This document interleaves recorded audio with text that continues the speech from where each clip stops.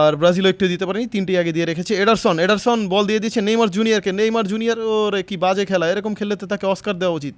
ফুটবলে অস্কার দেওয়া হয় না, অ্যাক্টিংয়ে দেওয়া হয়, কিন্তু নেইমার এখানে কোনো অ্যাক্টিং করে না। রাফিনহার আক্রমণ বিভাগ থেকে আবারও বল চলে গেল কস্তা কুতার পায়ে। রদ্রি ফলেন উইজের পায়ে বল চলে গেল, সুন্দর করে ঢুকার পরিকল্পনা, ওই শিট মাথা মুথা ইসিরে ঢুকতে পারলো না। তারা এরকম বাজেভাবে খেলছে যে কমেন্টারেরও মানে দ্বিধাদ্বন্দ্বে ভুগতে হচ্ছে। কারণ কি জানেন, এরকম বাজেভাবে খেলে কি কমেন্টারি করবে, বল একবার এই পায়ে, একবার ওই পায়ে, একবার ওই পায়ে, আর একবার এই পায়ে, কেউ আক্রমণে যাচ্ছে আবার হারাচ্ছে। নেইমার অসাধারণ একটা ড্রিবলিং করেছে এখানে, কিন্তু রদ্রির পায়ে বল।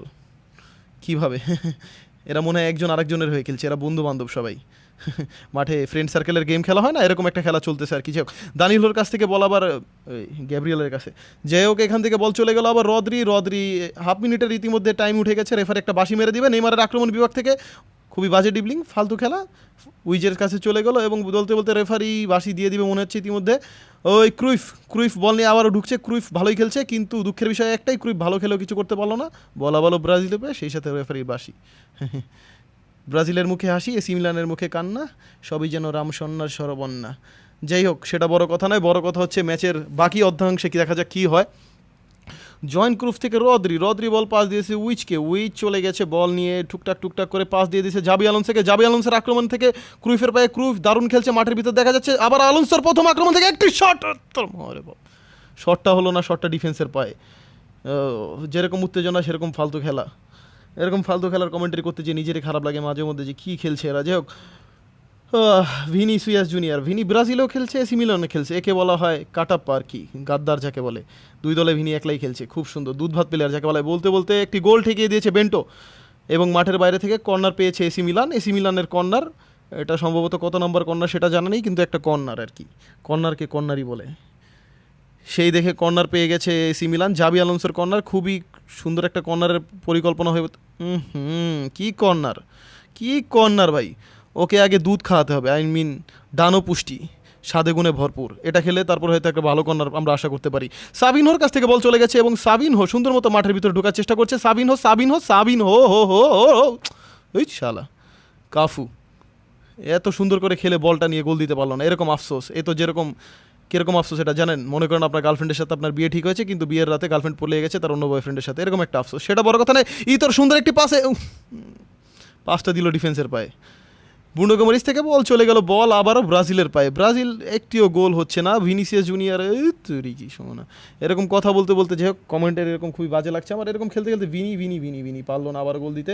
ব্রাজিল বল আকাশে ভাসিয়ে দিল, মাঠের ভিতর আকাশে ভেসতে বল চলে গেল এসি মিলানের মাথা থেকে পায়ে, পা থেকে আবারও পায়ে, ইয়েস ঠিক, পা থেকে আবারও পায়ে, একটি গোলের পরে গোল যাবে আলো।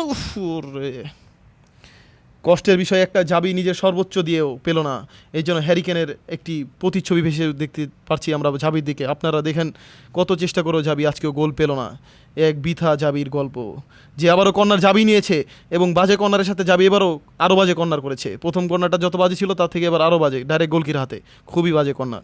এরকম প্লেয়ারকে টিম থেকে বের করে দেওয়া উচিত, তাহলে টিমের উন্নত কিছুটাকে আমরা দেখতে পারি।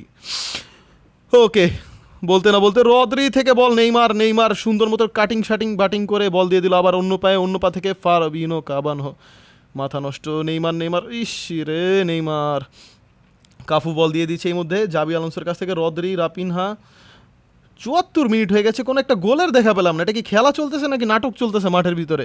বল শুধু এপা ওপা, একটি আক্রমণই হচ্ছে না। রদ্রি বল দিয়েছে ভিনিসিয়াস জুনিয়র যে দুই দলে খেলছে, দুধভাত প্লেয়ার হিসেবে। ভিনির মাঠে আক্রমণের ফাঁকা মাঠে কি অসাধারণ ডিবলিং ভিনির, ফাঁকা মাঠে ডিবলিং করে ভিনি বুঝাতে চাচ্ছে সে একজন ছোট প্লেয়ার, ছোট লোক, মানে ছোট মাপের প্লেয়ার। ভিনি তো বড় প্লেয়ার, যাই হোক সেটা বড় কথা নয়। এখান থেকে রাপিনা আবার বল পেয়ে গেছে, উইজ আবার বল দিয়ে দিল ভিনিকে, আবারও ভিনি অসাধারণ নাচানাচি করে বলটা দিয়ে দিল ইউহান ক্রুফকে, যে ক্রুফি হোক একটা ক্রুফকে দিয়েছিল, কিন্তু বল ব্রাজিলের পায়ে। আবারও ভিনি বল পেয়ে গেছে। কি খেলা, এরকম খেলা তো বাচ্চারাও খেলে না মাঠের ভিতরে। বল আমার পায়ে থাকলে তোমার পায়ে থাকলে আমরা হলো সঙ্গী, এক মাঠে বন্দি, খেলবো আমরা একসাথে শুধু এই মাঠে। সেটা বড় কথা নয়, বড় কথা হচ্ছে বল আবার নেইমার জুনিয়র, তোর মায়ের বাপ। ফরলেন উইজ আবার বল দিয়ে দিয়েছে, এখানে জাবি আলোনসোর প্রথম শট, গোল হওয়ার পরিকল্পনা কি জাবি কি পারবে না? মাথা রে বাবা রে, কোনো রকম 87 মিনিটে যে একটি গোল দেখা পেলো, হাত উঁচু করে নাচছে। তারা কি 3টি গোল দিয়ে মান সম্মান নিয়ে বাসা থেকে ফিরতে পারবে? মানে বাসায় ফিরতে পারবে নাকি সেটা কথা, বাসা থেকে ফিরবে কিভাবে? তারা তো মাঠে রয়েছে। অবশেষে একটি গোলের দেখা শান্তি মিলল এসি মিলানের মুখে। ব্রাজিল এখনও লিডেই আছে একটি গোল খাওয়ার পরেও, মানে 2টি গোল খেয়ে 3টি গোল দিয়েছিল ব্রাজিল আগে, সেই লিডে রয়েছে। ইউন ক্রুফের আবার আক্রমণ বিভাগ থেকে খুব সুন্দর মতো ইউন ক্রুফ ভালো খেলেছে, একটি গোল যেহেতু দিয়েছে সে ভালোই খেলেছে, গোল না দিলে সে ভালো খেলেনি। এটা হচ্ছে আমাদের মতামত আর কি, মতামতের এটা কি বল আবার চলে গেছে এখানে মতামত বলতে বলতে। ছি ছি ছি ছি ছি, দেখতে দেখতে মিনিট শেষ, 90 মিনিটে এরকম বাজে খেলা দিয়ে মাঠে মুখে হাত দিয়ে লজ্জার সাথে বের হচ্ছে এসি মিলান। এসি মিলানের জন্য দেখতেও কষ্ট লাগছে, এই খুবই দুঃখের জনক। যাই হোক, কালকে দেখা হবে, ধন্যবাদ।